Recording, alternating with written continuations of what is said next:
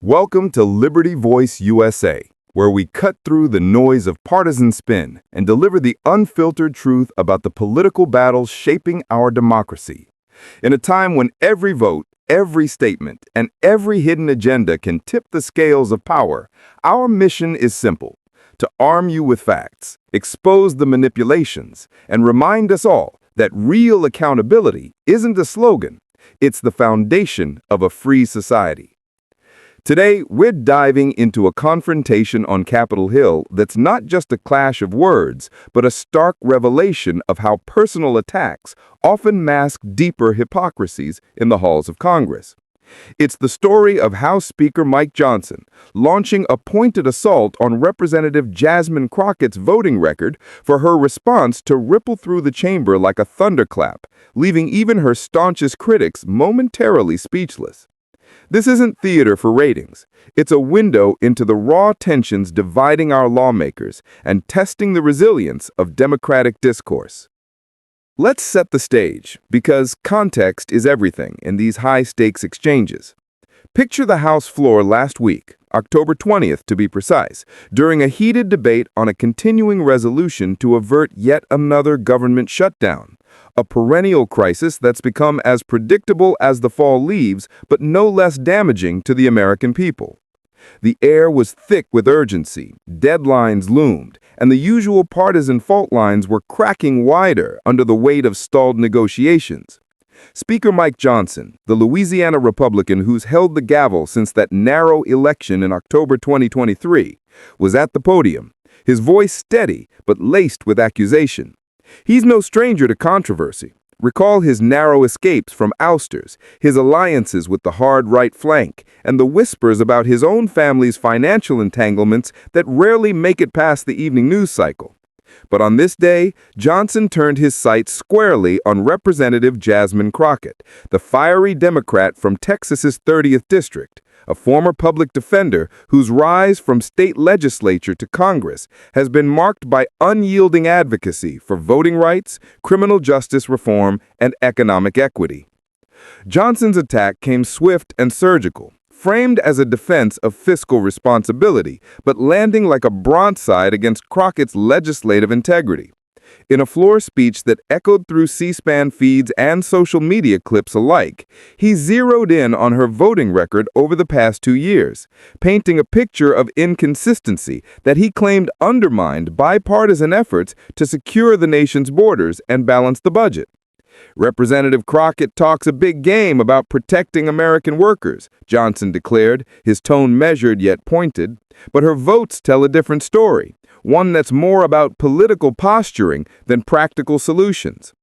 He cited specific roll calls, her resounding no on the 2024 Secure the Border Act, which aimed to expand funding for wall construction and deportation enforcement, her opposition to the Fiscal Responsibility Act of 2023, the debt ceiling deal that narrowly averted default but included concessions she decried as too lenient on corporate tax loopholes, and a series of present votes on energy bills that Johnson twisted into evidence of reluctance to back domestic oil production.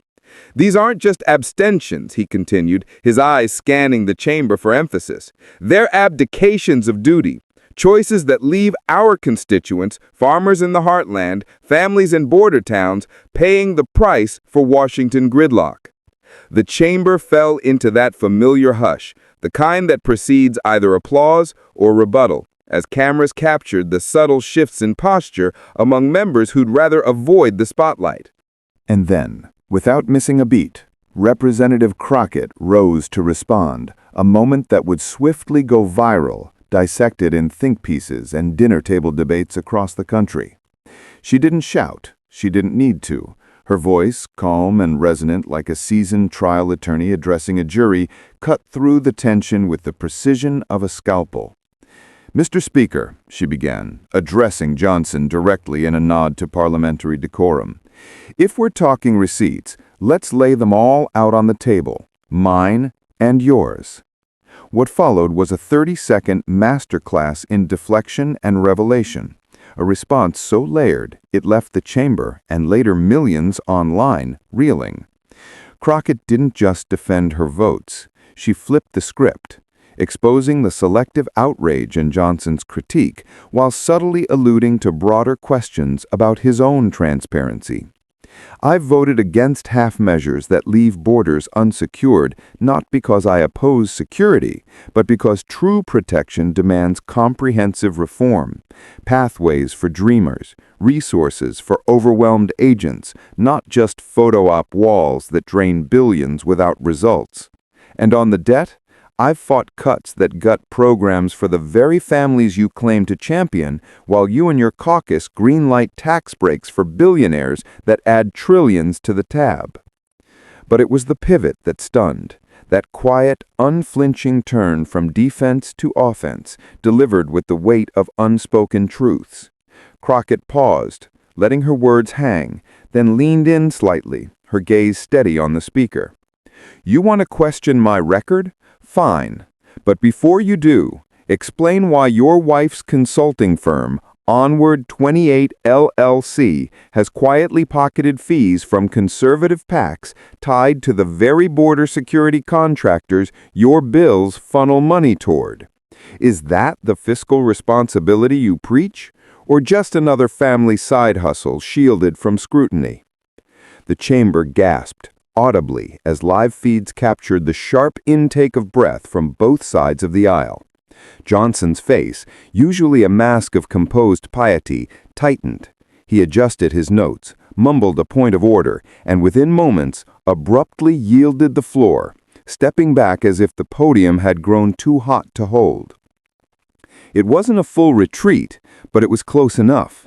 A hasty exit that aides later spun as procedural necessity, though whispers in the cloakroom told the different tale of uncomfort under the glare of unexamined ties. To understand why this landed like a shockwave, we have to peel back the layers of Crockett's retort and the undercurrents it tapped into. Her voting record, far from the patchwork Johnson portrayed, reflects a deliberate philosophy forged in the trenches of Texas politics. Elected in the shadow of the 2020 election chaos, Crockett has been a bulwark against what she calls voter suppression dressed as election integrity. Take her no on the Secure the Border Act. That bill, pushed by Johnson's GOP majority, included provisions critics argued would disenfranchise naturalized citizens in redistricting fights, echoing the very tactics she'd battled as a civil rights attorney. Data from the Congressional Budget Office backs her stance.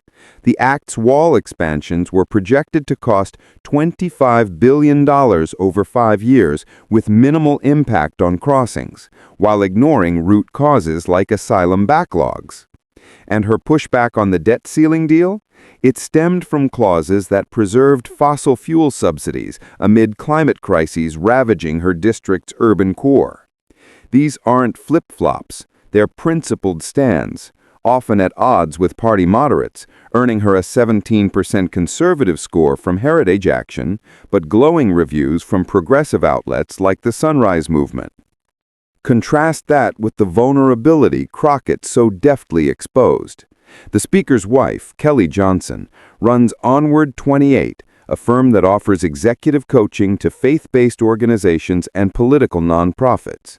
Public filings, unearthed by watchdog groups like Open Secrets, reveal contracts worth over $150,000 since 2023 from entities linked to the National Border Patrol Council and heritage-linked PACs, groups that stand to gain from the very spending bills Johnson champions. It's not illegal, mind you. Congressional spouses' businesses operate in a gray zone of ethics rules, with disclosures mandatory but enforcement lax. But in a chamber where Johnson rails against swampy insider deals, the optics are damning, a reminder that the man wielding the gavel to audit others' votes has his own ledgers less than pristine. Crockett's mention wasn't a wild swing, it was a measured jab, drawn from public records she'd clearly reviewed, turning Johnson's attack into a mirror he couldn't comfortably face. As one anonymous GOP staffer leaked to Politico later that week, the speaker didn't see it coming. She didn't yell, she just exposed it. And now everyone's digging. Stay tuned, stay aware, and stay truthful. This is Liberty Voice USA, where facts speak louder than politics. This exchange didn't happen in a vacuum. It's symptomatic of a deeper rot in our political theater, where personal vendettas masquerade as policy debates, and transparency is demanded of foes, but rationed among friends. Crockett and Johnson embody the divide. He, a product of the evangelical conservative wave, with a pre-Congress career arguing cases for the alliance defending freedom, often prioritizing cultural battles over compromise. She's the embodiment of post-2020 Democratic energy, unapologetically black, unyieldingly progressive, and unafraid to call out the double standards that let one side's hypocrisies fester unchecked. Their history is dotted with friction. Crockett's viral takedown of Johnson's vibes-based claims about immigrant voting in 2024, her refusal to back his speakership bid in 2023, citing his role in election subversion efforts, and now this, amid whispers of her potential ouster from the House Judiciary Committee, a retaliatory move that sparked backlash even from moderate Republicans wary of alienating swing district voters. As we reflect on this moment, it's worth pausing on the human cost of such battles. For Crockett, representing a district spanning Dallas's diverse tapestry, from historic South Dallas neighborhoods to burgeoning Arlington suburbs, every vote is a promise to constituents who've endured redlining scars and economic upheavals. Her no on border bills isn't abstraction. It's informed by families torn by deportation fears, communities strained by underfunded ports of entry. For Johnson, from Louisiana's piney woods to the speaker's rostrum, it's a worldview shaped by faith and fiscal hawkishness, yet strained by the very alliances that propped him up. Their clash underscores a painful truth. In Washington, where compromise is currency, attacks on records often serve as proxies for unhealed divides, racial, regional, ideological, that no single rebuttal can fully mend. And yet, therein lies the spark of hope. Crockett's response wasn't just a shutdown, it was a summons to higher ground, a call for the receipts we all deserve in a democracy worth preserving. It reminds us that truth isn't partisan, it's the great equalizer, the tool that levels the playing field when power tilts too far. When leaders like her stand firm, exposing not just flaws, but the facades we too often accept, they reaffirm that our republic thrives on scrutiny, not silence. We owe it to ourselves, to the voters who sent them there, to demand the same: full transparency, ethical rigor, and a politics that serves people over parties. In the end, this episode from the House floor isn't an anomaly, it's a clarion call. As another shutdown deadline creeps closer and the midterms loom on the horizon, let it galvanize us to hold every representative, speaker, freshman, or fixture to the standard of service they swore to uphold. Because when facts clash with fiction, it's the truth that endures, binding us in the messy, vital work of self-government. Stay tuned, stay aware, and stay truthful. This is Liberty Voice USA, where facts speak louder than politics.